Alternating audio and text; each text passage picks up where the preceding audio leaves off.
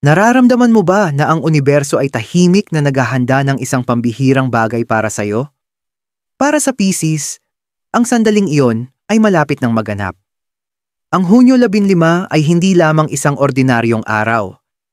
Ito ang susi sa pagbukas ng iyong pinakamahalagang mga pangarap at pagbabagong pinansyal.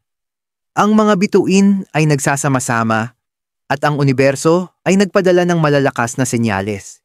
Hinihikayat kang magbigay pansin. Kung handa ka man o hindi, malapit na ang iyong paggising sa yaman. At ang mga enerhiya sa paligid mo ay gagabay sa iyo patungo sa kasaganaan na matagal mong pinapangarap. Ito ang iyong oras, Pisces. Huwag palampasin ang mga senyales. Dahil ang lahat ay malapit ng magbago. Pisces, natanong mo na ba sa sarili mo kung ang oras mo para kumislap ay malapit na? Maghanda ka na. Dahil ang Hunyo 15 ay magiging isang makapangyarihang sandali ng pagbabago para sa iyo. Isang kosmikong paggising na magbubukas sa iyong kapalarang pinansyal. Matagal nang nakahanay ang mga bituin para sa iyo. At ngayon, ipapakita na ng universo ang mga biyayang matagal nitong inilaan para lang sa iyo. Hindi ito isang malabong hula. Ito ang sandali kung kailan magsisimulang magkatotoo ang lahat ng iyong pagsisikap, pagtitiyaga, at mga pangarap, kasabay ng masaganang enerhiya ng kosmos. Habang nagsasama-sama ang mga planeta, dadagsa ang mga oportunidad at mararamdaman mo ang hindi mapigilang hatak patungo sa tagumpay. Panahon na para pagkatiwalaan ang mga senyales, sundan ang iyong intuwisyon, at buksan ang iyong sarili sa kasaganang naghihintay sa iyo. Pisces, narito na ang iyong paggising sa yaman, at mas malapit ito kaysa inaakala mo. Pangkalahatang astrological na pagsusuri, Pisces, bilang isang water sign na pinamumunuan ni Neptune. Likas kang konektado sa mahiwagang enerhiya ng universo. Ang iyong intuition ang iyong pinakamalaking regalo, at ito ang laging nagsilbing gabay sa iyong buhay. Kadalasang humahantong sa iyo sa mas malalim na pag-unawa at pagkamalikhain. Gayunpaman, para sa maraming Pisces, ang materyal na mundo ay tila mailap at ang tagumpay sa pananalapi ay parang laging isang hakbang na lang ngunit hindi maabot. Ngunit ang mga bituin ay kumikilos at sila ay nagkakaisa upang ialok sa iyo ang isang natatanging pagkakataon upang gamitin ang iyong intuitive na kalikasan at gawing konkretong tagumpay. Sa Hunyo 15, 2025, ang mga kosmikong enerhiya ay aabot sa kanilang rurok para sa iyo. Ang impluwensya ni Jupiter, ang planeta ng kasaganaan at magandang kapalaran, ay nasa isang maayos na trine sa iyong ruling planet na si Neptune. Pinalalakas ang iyong kakayahang mag-manifest ng iyong mga kagustuhan. Ang pambihirang pagkakatugmang ito ay isang malinaw na palatandaan na ang iyong mga pagsisikap sa nakaraan ay magsisimula ng magbunga. Ang pagkakatugmang ito ay magdadala rin ng kalinawan sa iyong isipan na maaaring dati ay wala ka. Ang mga pangarap na dati tila malabo at malayo ay ngayon ay abot kamay muna. Kasama rin sa mga pangunahing planetaryong pagkakahanay sa Hunyo 15 ang impluwensiya ng buwan, na magdadala ng emosyonal na lalim at pananaw. Pisces, likas kang sensitibo sa enerhiya ng buwan, at sa araw na ito, mas mararamdaman mong konektado ka sa iyong panloob na sarili kaysa dati. Parang binubuksan ng universo ang isang pinto para sa iyo. Ipinapakita ang landas patungo sa kasaganaan at katuparan. Inaanyayahan kang lumakad sa iyong buong potensyal, emosyonal man o pinansyal. Ang espiritual na paggising ng Hunyo 15 ay hindi lamang isang ordinaryong petsa. Para sa Pisces, ito ay isang espiritual na makabuluhang sandali. Isang paggising.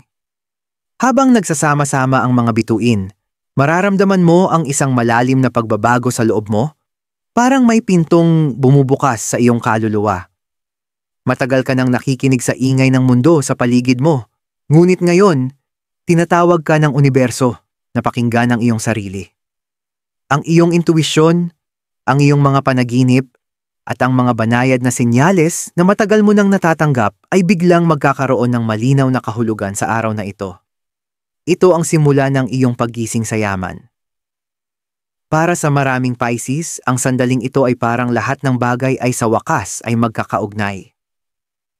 Ang mga piraso ng palaisipan na matagal mo nang sinusubukang buuin ay biglang magtatagpo. Makakaramdam ka ng pagkakahanay sa iyong pinakamataas na layunin at lahat ng iyong pinaghirapan ay magsisimulang bumuo sa pinakamagandang paraan. Si Isla, isang katang-isip na karakter na Pisces, ay dumadaan sa parehong pagbabago. Ilang taon na siyang nagtatrabaho sa isang malikhaing larangan, nahihirapang mapunan ang kanyang mga pangangailangan sa kabila ng kanyang matinding pasyon at talento. Ang mga gantimpala sa pananalapi na kanyang inaasam ay laging tila abot kamay, ngunit malayo pa rin. Ngunit habang papalapit ang Hunyo 15, nagsisimulang maramdaman ni Isla ang isang hatak, isang tahimik na tinig sa loob niya na nagsasabing may malaking darating. Hindi naging madali ang paglalakbay ni Isla patungo sa kasaganaan, ngunit inihanda siya nito para sa sandaling ito. Ginagabayan na siya ng universo sa bawat hakbang, kahit hindi niya ito nakikita noon. At ngayon, habang papalapit ang Hunyo 15, mas konektado siya sa kanyang sarili kaysa dati. Ang mga problemang pinansyal na dati niyang kinaharap ay nagsisimula ng maging alaala habang lumilitaw ang mga bagong oportunidad. Ang espiritual na paggising para sa Pisces sa Hunyo 15 ay mamarkahan ng kaliwanagan at pakiramdam ng layunin. Parang sinasabi ng universo, ito ang iyong oras. Habang nararanasan ni Isla ang paggising na ito, ganoon din ang mararanasan mo. Matatagpuan mo ang lakas ng loob na yakapin ang iyong kapangyarihan at mararamdaman mo ang hatak ng universo na ginagabayan ka patungo sa yaman at tagumpay na palaging nakalaan para sa iyo. Kwento ng paggising sa yaman. Ang kwento ni Isla ay isa ng katatagan at tahimik na determinasyon. Siya ay laging isang nangangarap, isang Pisces na naniniwala sa mahika ng universo, ngunit nahihirapang gawing realidad ang kanyang mga pangarap. Sa kabila ng kanyang mga talento, hindi kailanman umabot sa kanyang inaasahan ang kanyang kalagayang pinansyal. Nagtrabaho siya ng husto, madalas nagpupuyat, ngunit ang gantimpala ay tila hindi dumarating. Ngunit nagsimulang magbago ang lahat habang nagsisimula ng umayo ng mga bituin. Sa simula ay tila simpleng mga senyales lang ito. Isang biglaang ideya para sa bagong negosyo, isang tawag mula sa dating kakilala na nag-aalok ng kapakipakinabang na oportunidad, at isang hindi maipaliwanag na pakiramdam ng kapanatagan sa kabila ng kanyang mga nakaraang pagsubok. Hindi lang ito basta pagkakataon, mga senyales ito ng paggising na nagaganap sa loob niya. Habang papalapit ang Hunyo 15, nakaramdam si Isla ng isang bugso ng kumpiyansa. Nagsimula siyang mas magtiwala sa kanyang intuwisyon, gumagawa ng mga desisyon hindi lang base sa lohika, kundi sa isang malalim na panloob na kaalaman. Ginagabayan siya ng universo at ramdam niya ito. Ang kalinawan na dati ay wala sa kanya. Ngayon ay malinaw na malinaw. At alam niyang malapit nang bumukas ang pintuan sa kanyang pinansyal na kinabukasan. Sa Hunyo 15, habang nasa tugatog ang pagkakatugma ng Jupiter at Neptune, gumawa si Isla ng matapang na hakbang. Isang hakbang na matagal na niyang iniiwasan sa loob ng maraming taon. Nag-invest siya sa sarili niya, sa kanyang mga pangarap, at sa isang bagong negosyo na matagal na siyang hinihintay na pagtuunan ng pansin. Hindi na siya natatakot na sumugal dahil alam niyang sinusuportahan siya ng universo. Ang kwento ni Isla ay sumasalamin sa maraming Pisces. Matagal ka nang naghihintay ng iyong sandali, nag-aalangan kung kailan ito darating o kung darating pa ba ito. Ngunit ngayon, habang papalapit ang Hunyo 15, mararamdaman mo ang parehong bugso ng enerhiya na naramdaman ni Isla. Ito ang iyong panahon, at hinihikayat ka ng universo na gumawa ng matapang na hakbang patungo sa iyong yaman at tagumpay. Ang mga senyales na dapat bantayan, Pisces, isa sa iyong pinakamalalakas na katangian ay ang kakayahang makaramdam ng mga banayad na enerhiya sa iyong paligid. Ikaw ay likas na sensitibo sa mga senyales na ipinapadala ng universo, at habang papalapit ang Hunyo 15, ang mga senyales na ito ay magiging mas malinaw at matindi. Ang universo ay diretsyong makikipag-usap sa iyo, Hinihikayat kang bigyang pansin ang maliliit na synchronicities na gagabay sa'yo patungo sa paggising. Ang unang senyales na maaari mong mapansin ay ang pagdami ng mga malinaw at makabuluhang panaginip. Si Neptune, ang iyong ruling planet, ay magiging nasa kanyang pinakamalakas na forma sa Hunyo 15 na magpapalakas sa iyong kakayahang makakonek sa espiritual. Maaaring managinip ka ng mga simbolo ng kasaganaan, tagumpay, o kayamanan, mga gabay na nagpapakita ng landas na dapat mong tahakin. Ang mga panaginip na ito ay tila mensahe mula sa universo na ginagabayan ka patungo sa iyong kinabukasan. Bukod sa panaginip, maaaring madalas mong makita ang mga paulit-ulit na numero tulad ng 111, 444, o 777. And bawat sequence ay may sariling kahulugan. Ang 100 at 11 senyales na ang iyong mga iniisip ay naka-align sa plano ng universo. Ang 444 ay nagpapahiwatig na ang mga anghel ay sumusuporta sa iyong paglalakbay. At ang 777 numero ay nagsasabi na nasa tamang landas ka patungo sa espiritual at materyal na kasaganaan. Isa pang senyales na dapat mong bantayan ay ang pakiramdam ng déjà vu. Maaaring maranasan mo ang mga sitwasyong tila dati mo nang naranasan. Ito ay paraan ng universo na sabihing nasa tamang lugar at tamang oras ka. Bigyang pansin ang mga oportunidad na lalabas sa panahong ito. Maaaring ito na ang matagal mo nang hinihintay. Maaari ka ring makaramdam ng matinding hatak sa ilang gawain, tao, o ideya na tila perpektong naka-align sa iyong mga layunin. Maging ito man ay isang malikhaing proyekto, ideya sa negosyo, o isang taong maaaring tumulong sa iyo sa aspeto ng pananalapi. Pagkatiwalaan mo ang iyong intuwisyon. Ang universo ay naglalapit sa iyo ng mga kasangkapan para magtagumpay, at ikaw ay natural na mahahatak patungo sa mga ito. Si Isla, ang ating katang-isip na Pisces, ay nagsimulang mapansin ang mga senyas sa mga araw bago ang Hunyo 15. Napanaginipan niyang nasa harap siya ng maraming tao. Kumpiyansang ipinipresenta ang isang ideya sa negosyo. Nakikita niya ang numerong 444 saan man siya magpunta, at isang hindi inaasahang pagkikita sa isang dating kasamahan ang nagbukas ng pinto sa isang kapaki-pakinabang na partnership. Lahat ng senyas na ito ay nagdadala sa isang konklusyon. Malapit na ang malaking pagbabago sa kanyang buhay. Ganito rin ang mangyayari sa iyo, Pisces. Mararamdaman mo ang panloob na pagbabago at aakayin ka ng universo sa isang paggising sa yaman na hindi lamang posible. Ito ay tiyak.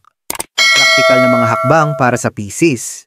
Habang ang mga bituin ay nagsisimulang magka-align at ang universo ay nagpapakita ng mga senyales nito, mahalagang kumilos ka upang maging handa sa paggising sa yaman na darating. Pisces, iniaalok sa iyo ng universo ang isang ginintuang pagkakataon. Ngunit nasa sayo kung paano mo ito sasamantalahin. Ang unang hakbang ay ang pag-alis ng anumang negatibong enerhiya o limitadong paniniwala. Ang yaman na paparating ay nangangailangan ng isang bukas at masaganang isipan at nagsisimula ito sa iyong mindset. Maglaan ng oras sa pag-journal o pagmumuni-muni upang pakawalan ang mga takot o pagdududa na humahadlang sa iyong landas. Kapag naniwala ka sa sariling kakayahan at halaga, mas magiging bukas ka sa kasaganang inihahanda ng universo. Ang pangalawang hakbang ay ang pagsagawa ng matapang na aksyon. Darating ang mga oportunidad sa iyo, ngunit kailangan mong tanggapin ang mga ito ng buong tapang. Pisces, madalas ay kontento kang maghintay ng tamang panahon. Ngunit ngayon, na ang oras upang aktibong habulin ang iyong mga pangarap. Kung may ideya ka sa negosyo na matagal mo nang iniisip, ngayon ang tamang panahon upang ito ay simulan. Kung may career move kang pinag-iisipan, ngayon ang tamang pagkakataon.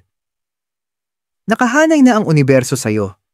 Kailangan lang nitong makita ang iyong unang hakbang. Ang ikatlong hakbang ay manatiling bukas sa mga bagong karanasan at koneksyon. Maaaring ang mga senyales na matanggap mo ay magdala sa iyo sa mga tao, lugar o oportunidad na hindi mo pa naisip noon. Panatilihin ang bukas na isipan at puso. Pagkatiwalaan na ang universo ay nagdadala sa iyo ng mga tamang tao sa tamang oras. Para kay Isla, nangangahulugan ito ng pagtanggap na handa na siyang sumugal at mag-invest sa kanyang negosyo. Dati siyang nag-aalinlangan, ngunit ngayon, alam niyang dumating na ang kanyang oras. Tinatanggal niya ang natitirang takot at buong kumpiyansang sumusulong. Alam niyang sinusuportahan siya ng universo sa bawat hakbang. Ganon din ang mararamdaman mo.